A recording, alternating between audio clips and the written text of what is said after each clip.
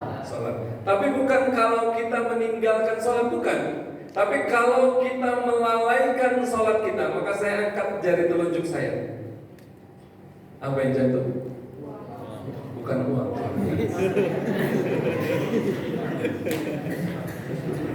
Bukan uang yang jatuh, bukan, demi Allah. Apa yang jatuh?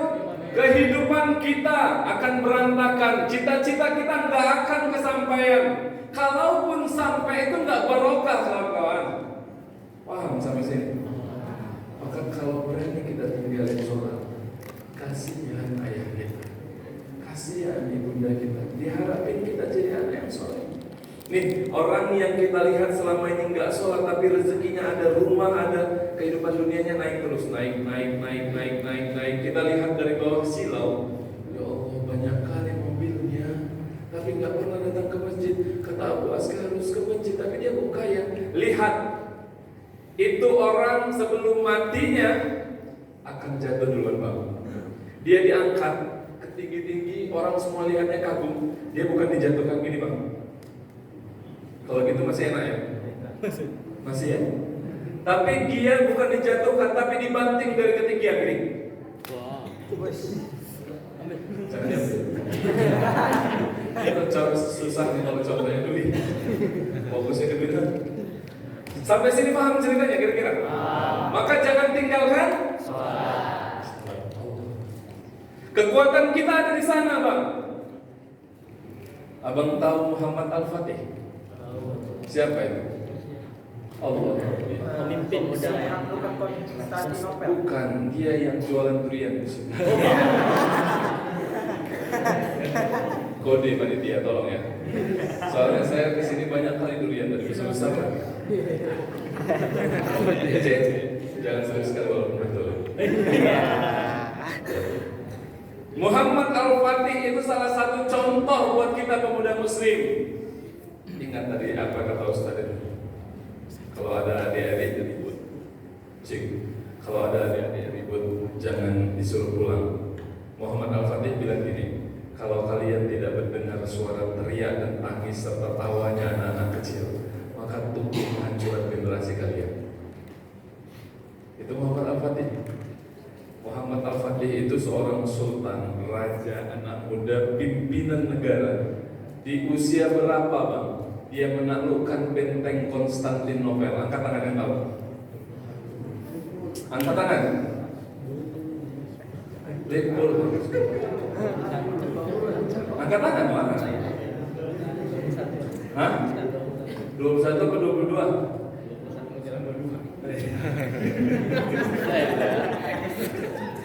Ya udah mana? Bagi dua ya.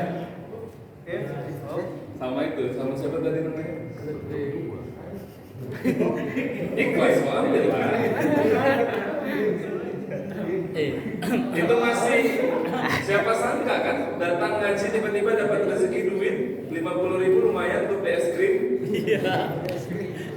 Ya, es balls itu bisa 5 keping. Es krim tuh. Ya. Masih ada, jangan takut. Banyak mobil keluar tadi. Amin. Tapi kalau masih ada lah pertanyaannya. Muhammad Al-Fatih menaklukkan benteng Konstantinopel.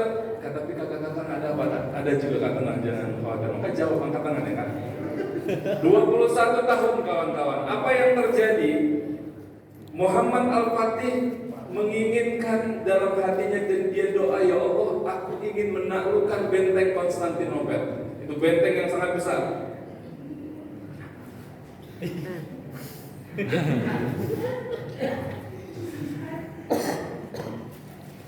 Biar lagi iklannya. Siap. Abang ini orang ini fokus sama Ustaz saya. Jadi apa lagi? Masih sanggup nih? Kalau saya bilang sanggup, jawabannya agak digoyangkan. Ini udah malam. Saya pun kalau nggak kita bawa ini nanti saya tidur ya. Masih sanggup? Jawabannya sanggup. Masih sanggup? Sanggup. Ini dinaikkan gitu. Iya. Rumah saya jauh. Nanti kalau kalian sampai rumah saya masih di jalan tidur. Masih sanggup? Sanggup. Sedap itu rasanya. Kami di Muslim Personality ada camp tauhid namanya Ustaz. Nanti sesekali kita bisa koordinasi. Yang sudah pakai remaja masjid Medan Jombang. Kita camp tauhid, kita bahas tentang Allah tapi di tenda. Keren kan? Tapi sebelahnya kuburan. Gak apa juga ya. Sampai mana tadi ceritanya? Keinginan. Ketawa tapi tidak ingat materinya. 1 tahun. 21 tahun. Perhatikan, tadi kita sudah cerita Badar. Ternyata yang dimenangkan adalah 313 orang karena mereka takwa sama Allah. Kemudian Muhammad Al-Fatih, dia coba menaklukkan benteng Konstantinopel, bahkan dimintanya salah seorang si pembuat meriam yang sudah tinggal di benteng Konstantinopel lama. Dia perhatikan caranya seluk-beluk benteng Konstantinopel itu. Akhirnya dia dipinang sama Muhammad Al-Fatih. Kata Muhammad Al-Fatih, kau ahli membuat meriam, bisa buatkan aku meriam yang besar? Bisa, Sultan, katanya gitu. Bahkan aku sudah pernah tinggal di benteng Konstantinopel, tapi karena gajinya nggak cukup, aku nggak mau lagi. Sampai kemudian dia disuruh buat kapasitas yang besar. Bisa dibuat? Bisa. Aku mau yang lebih besar dari itu, katanya. Lalu dibuat, dirangkai, jadilah meriam tadi. Ditembakkanlah meriam itu ke benteng Konstantinopel, jedar katanya. Runtuhlah benteng Konstantinopel, rusak memang, runtuh sebahagian sedikit. Tapi kawan-kawan tahu, reloadnya, reload atau reload? Yang sering main apa? Point blank. Baruannya FF. Saya nggak tahu juga. Begitu reloadnya, tahu reloadnya berapa? Berapa lama? 3 hari kawan-kawan. Jadi begitu ditembakkan, jedar, jatuhlah benteng Konstantinopel itu. Tapi 3 hari baru bisa nembak lagi senjata itu. Sampai akhirnya orang-orang Konstantinopel berhasil mendirikan lagi benteng itu. Akhirnya capek juga Muhammad Al-Fatih.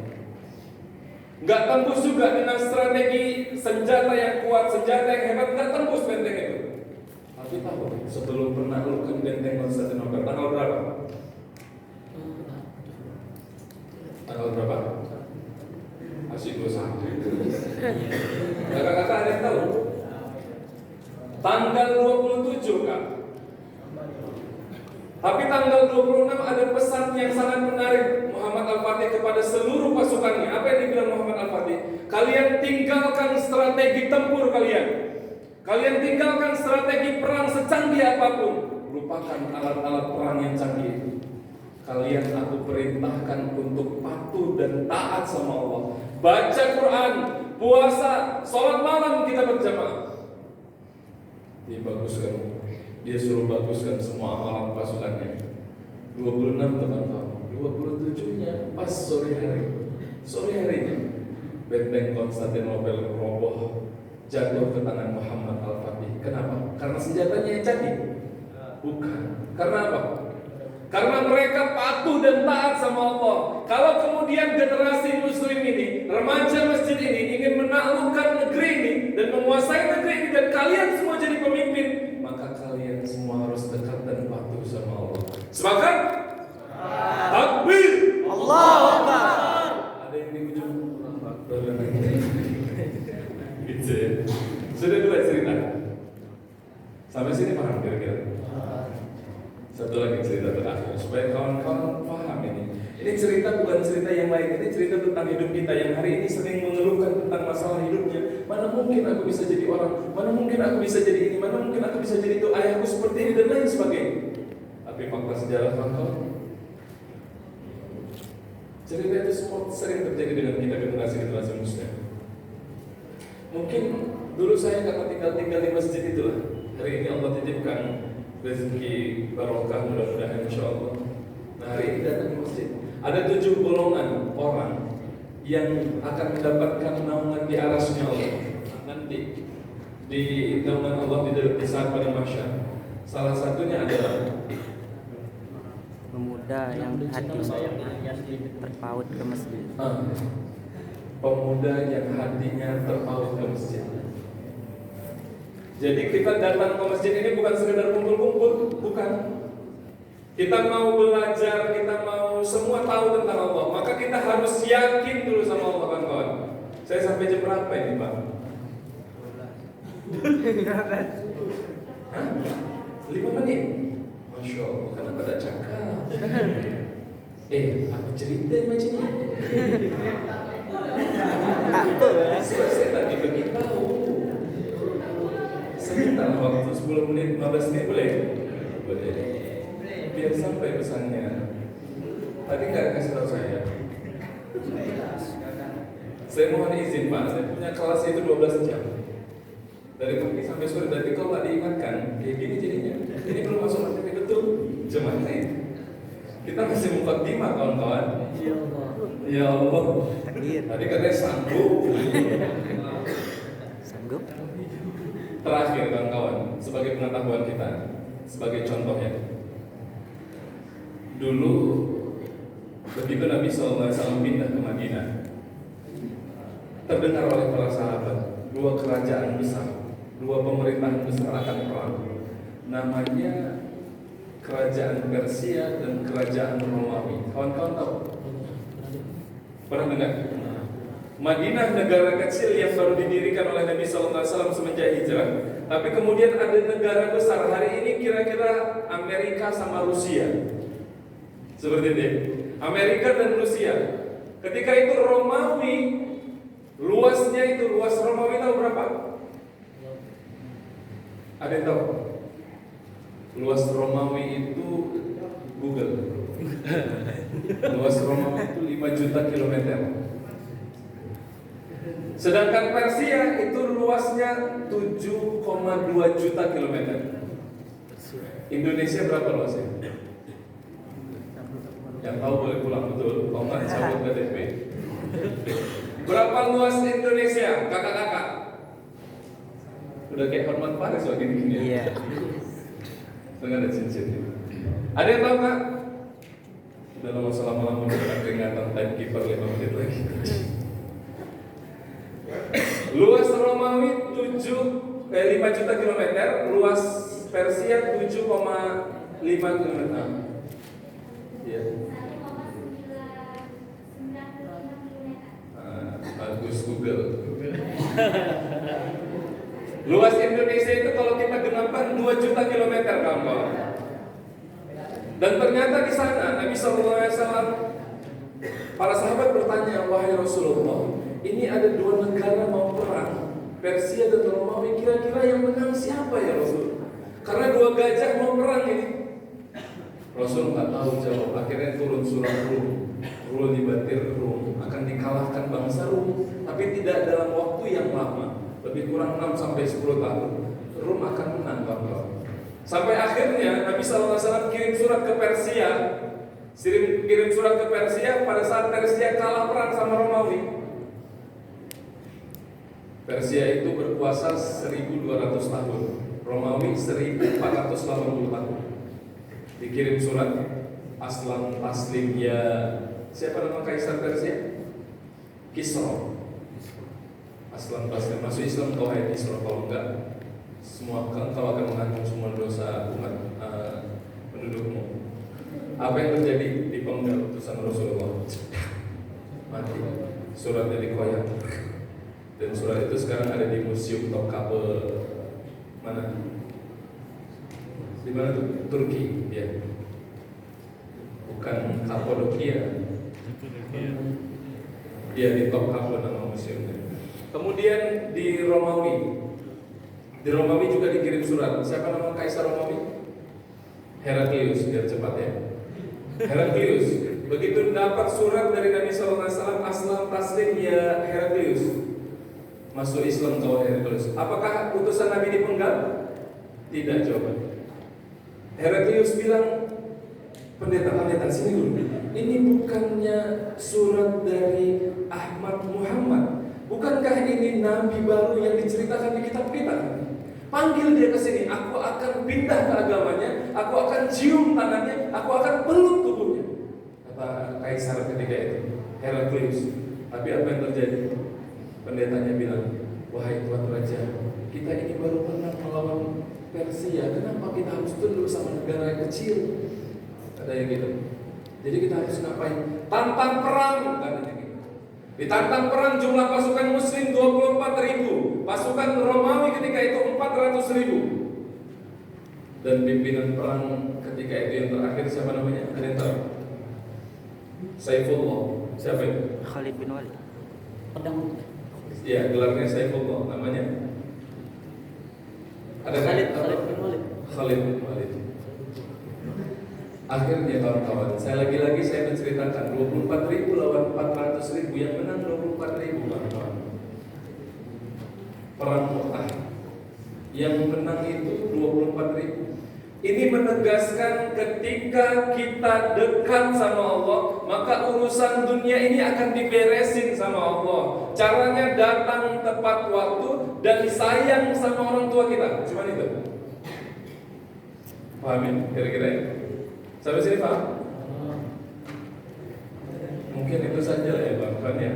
Nanti kita bisa jumpa lagi di lain waktu dan kesempatan.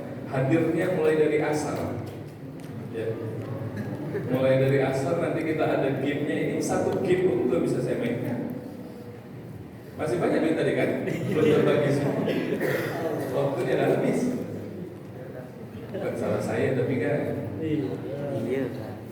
Itu saja mungkin Ustaz yang bisa saya sampaikan. Tetap semangat. Saya tadi mau bilang gini, begitu lihat pemuda-pemuda semua, ada yang tahu lagu Seribu Mujahid? Kalau saya bilang bila ada 1000 mujahid, semua jawabnya akulah satu di antaranya. Gitu bisa? Akulah satu Antaranya. Satu menit lagi ya.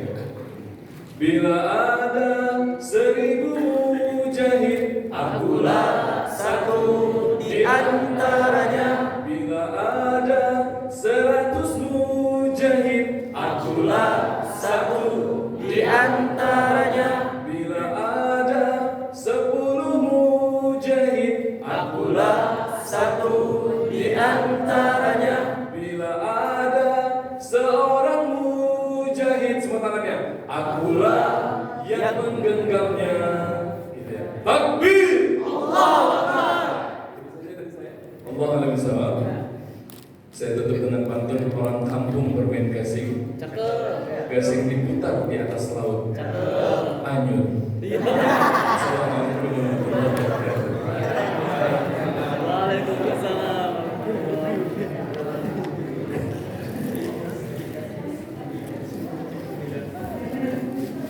Alhamdulillah, Masya Allah, luar biasa dari penyampaian tausiah dari Ustaz Abu Asqa yang sama-sama kita dengarkan, yang tentunya banyak sekali motivasi-motivasi yang disampaikan oleh beliau, yang tentunya terkait dengan pemuda. Jadi dari awal tadi sampai di akhir, yang gambaran besarnya adalah tentang pemuda. Dan yang tidak boleh kita lupakan adalah pesan untuk panitia durian, bisa ya? Ya, baik. Selanjutnya yaitu kita masuk kepada sesi tanya jawab kepada jamaah yang ingin bertanya. Untuk dua orang laki-laki dan oke, 1, 2, dan yang perempuan. Ya, baik.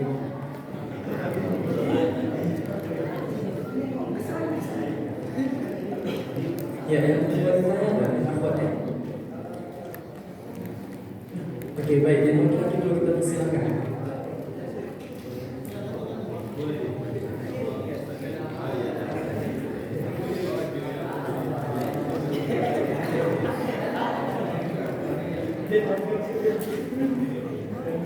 Assalamualaikum warahmatullahi wabarakatuh. Waalaikumsalam warahmatullahi wabarakatuh.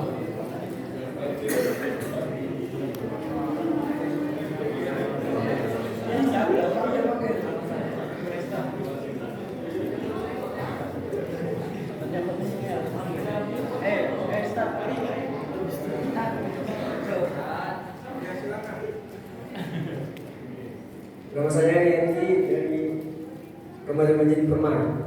Saya ingin bertanya, bagaimana supaya iman itu tetap berada di konsistennya, Ustaz? Tidak turun gitu. Soalnya kalau turun kan bahaya kan, Ustaz?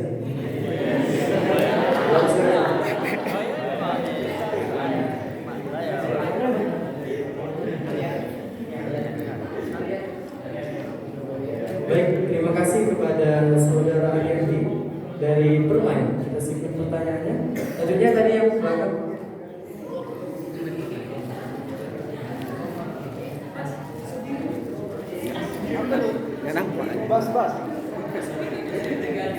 Baik, assalamualaikum warahmatullahi wabarakatuh. Waalaikumsalam Nama saya Prasetyo dari Remaja Masjid Permai. Saya ingin bertanya, apa saja hal-hal yang kita ditunda dan tidak dijabah doa kita Ustaz, selain kita durhaka sama orang tua Ustaz? Apa saja itu? Kita malas ke masjid, itu kan salah satu contohnya. Lainnya apa itu Ustaz? Oke, terima kasih Ustaz.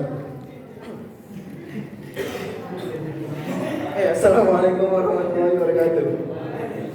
Waalaikumsalam. Ya, ada dua. Ya, yang dua juga.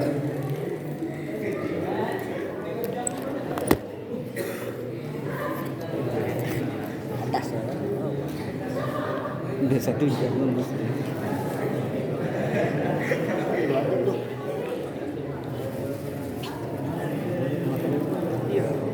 Assalamualaikum warahmatullahi wabarakatuh. Perkenalkan, nama saya Aditya Ilanjini Lubis. Saya mau nanya, dalam agama dan sejarah, dalam agama kan manusia diciptakan dari tanah, dan dalam sejarah manusia itu asal mulanya dari monyet. Jadi yang mana benar atau sejarah dan agama? Kalau betul manusia dari tanah, kenapa sejarah masih diajarkan di sekolah? Sekian, terima kasih. Assalamualaikum warahmatullahi wabarakatuh. Waalaikumsalam warahmatullahi wabarakatuh. Ya, baik. Tadi pertanyaannya luar biasa ya. Itu dari Google atau pertanyaan sendiri? Ya mudah-mudahan pertanyaan sendiri ya, catat di HP. Selanjutnya satu orang lagi untuk perempuan. Ini karena saya nggak tahu siapa yang angkat tangan duluan, jadi kita coba turun dulu. 1, 2, 3. Iya, kamu dulu. Oke. Assalamualaikum warahmatullahi wabarakatuh. Perkenalkan, nama saya Asti dari IRNI. Di sini saya mau bertanya. Jadi kan di sekolah ini lagi sibuk-sibuknya kayak kegiatan gitu kan Ustaz. Waktu masuk waktu sholat itu saya ketinggalan sampai waktu sholatnya habis. Misalnya sholat zuhur sampai jam 3 lewat gitu kan. Itu masih bisa sholat lagi atau di gabungannya sama sholat asar? Sekian, terima kasih.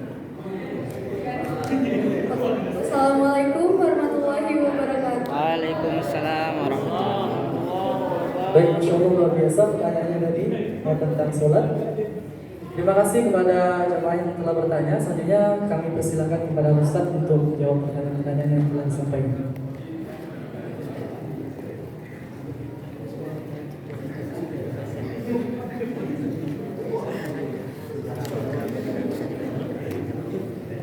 Baik ya, kawan-kawan dirahmati Allah Subhanahu wa taala. Pertanyaan pertama dari Bang Aryandi. Bagaimana supaya iman itu konsisten, tidak naik dan turun? Ya. Pertama Bang, kita harus paksakan sebagaimana kita, misalnya kita sedang lapar, kita makan atau minum kalau lapar. Kalau haus kita minum atau makan. Sama. Kita harus paksa begitu azan sudah berkumandang. Kita harus paksakan diri kita Bang untuk bisa hadir. Itu yang pertama. Yang kedua, bertemanlah sama kawan-kawan yang soleh. Ya, berteman dengan kawan-kawan soleh. Seekor domba itu tidak akan pernah diterkam. Domba yang terpisah dari kelompoknya, dia akan diterkam oleh serigala, betul? Tapi domba yang berada di dalam kelompoknya, dia nggak akan diterkam sama serigala. Artinya, ketika kita bisa memilih dan memilah kawan-kawan kita yang dekat-dekat sama Allah, kita akan kecipratan baiknya. Kayak misalnya abang dekat-dekat sama pedagang minyak wangi. Kira-kira abang ikut wangi nggak? Ikut wangi. Maka bagaimana cara mempertahankannya? Kita harus bersungguh-sungguh Bang. kita paksakan diri kita. Kalau boleh abang semua remaja masjid ini bikin mutabaah yaumiyah. Nanti caranya minta sama Ustaz. Misalnya sholat 5 waktu contreng, tek. Sholat rawatib, contreng juga. Jadi itu jadi kebiasaan kita. Kalau itu sudah jadi kebiasaan dan kita paksakan, nanti itu akan menjadi amalan yang ikhlas dan kebutuhan kita sama Allah. Bisa ya? Kira-kira seperti itu. Pokoknya, Bang, abang datang rajin sholat subuh di tempat azan berkumandang di masjid dekat abang. Nanti abang akan terus konsisten. Paksakan aja dan cari kawan-kawan yang bisa dekat sama Allah. Jangan teringat game. Ya, itu dia yang pertama. Yang kedua, dari Bang Prasetyo, apa saja yang menyebabkan doa kita nggak diijabah sama Allah selain durhaka sama orang tua? Yang tidak menyebabkan doa kita dikabulkan sama Allah karena kita nggak serius mintanya. Betul? Betul nggak sih? Betul. Orang yang serius mintanya pasti dalam setiap sholatnya dia lantunkan keinginannya, dia lantunkan hajatnya. Ya Allah, hamba pengen membahagiakan orang tua. Tapi begitu dipanggil sama ayahnya, Bang, tolong belikan dulu makanan ini, Bang. Bentar lah ya. Macam mana caranya kayak gitu? Itu yang menyebabkan, karena yang menyebabkan doa kita nggak diijabah sama Allah karena kita belum serius mintanya. Kalau abang sudah serius mintanya, contohnya gini Bang, saya punya anak laki-laki usianya 12 tahun. Saya bilang, dia tahu saya mau berangkat kerja ke Brastagi. Terus dia datangi Abi, abang ikut Abi ke Brastagi. Terus saya bilang, Bang, busnya udah nggak cukup lah Bang. Busnya nggak cukup, penginapannya nggak cukup. Jadi abang nggak ada tempat lah. Bisa ikut, aku nggak bisa ikut. Ya udahlah Abi, kalau nggak bisa ya udah. Katanya pulanglah dia. Tapi apa yang dilakukan dia? Besok paginya jam 7 kami berangkat, tapi jam 5 sebelum subuh dia sudah mandi. Dia siap-siap mandi, dia siapkan bekal makanannya, dia siapkan pakaiannya, dia siapkan perlengkapannya semua. Sampai jam 7 ke situ, dia duluan datang. Dia datang pakai tas, pakai ransel. Dia bilang, Bi, abang ikut.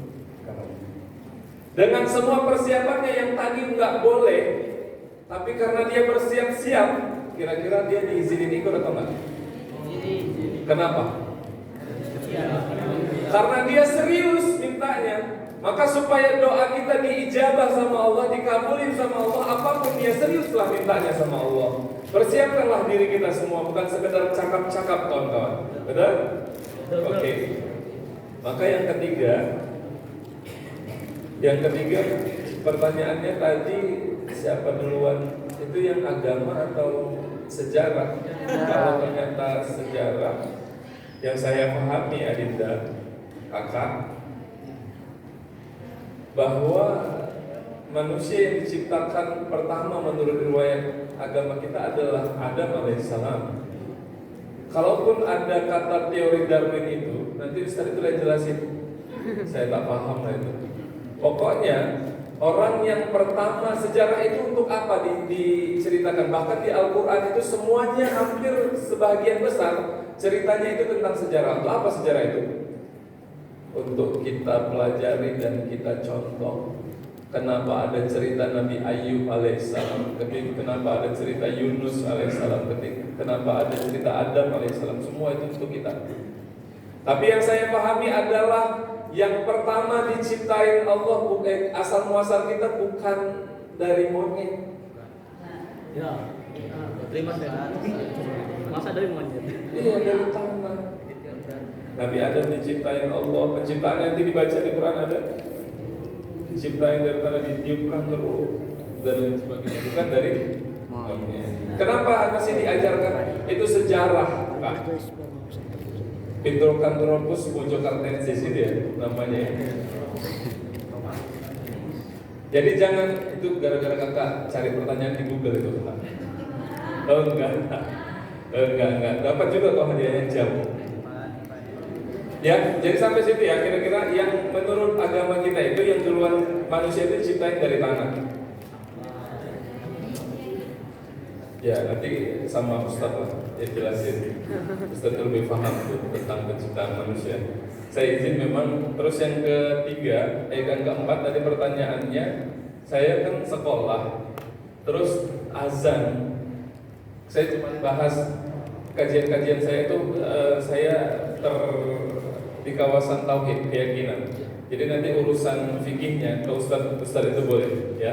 Saya cuma mau bilang gini, kakak, kalau kita yakin kita adalah seorang hamba yang diciptain sama Allah, dan kalau kita yakin kita adalah anak yang dilahirkan sama orang tua kita, wajar enggak ketika dipanggil ayah kita, kakak, tolong dulu ayah nak. Terus kita bilang gini, bentar ya, lagi ngerjain ini ya. Kira-kira perasaan ayah kita gimana? Sakit? Kecewa? Kenapa dengan orang tua kita, guru kita bisa patuh yang luar biasa, tapi ketika panggilan azan kita masih sempat bilang bentar ya Allah, waktu zuhur kan panjang sampai menjelang asar. Justru hadirin yang dirahmati Allah, abang kakak yang dimuliakan Allah Subhanahu wa taala, bahasanya Quran itu yang mendustakan agama, bukan yang meninggalkan, tapi orang yang melalaikan. Maka terkait itu di kodo atau cemana ditanya Ustaz. Kawasan Ustaz mungkin fikih, saya bukan. Ya. Maka hari ini kawan-kawan gak usah khawatir lagi. Kawan-kawan masuk ke dalam masjid ada yang kunut, ada yang enggak, itu bukan bahasan kita lagi. Ikutlah cara orang-orang tua kita masing-masing. Tempat kita diajarkan, kalau kita dikunut ya silakan kunut. Kalau orang enggak kunut jangan dipertentangkan. Yang dipertentangkan orang yang enggak mau datang ke masjid ini. Dan sendalnya nggak pernah nampak di masjid ini, harusnya itu yang kita permasalahkan. Jadi kan minta sama Allah, doa aja, ya Allah. Gini ya untuk kawan-kawan semua ya, tolong bantu hamba ya Allah agar bisa tepat waktu ya Allah. Amin. Nanti urusan Allah itu yang kasih waktu sama kita kan. Nanti Allah yang mudahkan kita, permisi sebentar, bisa sholat. Gitu. Jangan pakai akal kita terus ceritain sama Allah. Bahkan terakhir kawan-kawan, kata Nabi SAW, untuk urusan sendal jepit yang putus pun harusnya ngadunya sama Allah. Apalagi urusan sekolah kita, apalagi urusan cita-cita kita, mintalah sama Allah. Bangunlah tahajud, perlahan-lahan 2 rakaat aja. Ya Allah bantu hamba ya Allah. Hamba mau bahagiain orang tua hamba ya Allah. Sampai sini paham ya? Oke. Doa ya. Kita tutup dengan doa ya. Na'udzu billahi samil alim minasyaitonir rajim. Bismillahirrahmanirrahim. Alhamdulillahi rabbil alamin, hamdan syakirin, hamdan na'imin, hamdan yuafi ni'amahu wa yukafi'u mazidah. Ya Rabbana lakal hamd kama yanbaghi li jalali wajhikal karim wa 'azimi sultanik. Allahumma shalli ala sayyidina Muhammad wa ala ali sayyidina Muhammad. Allahumma ighfir lana dhunubana wa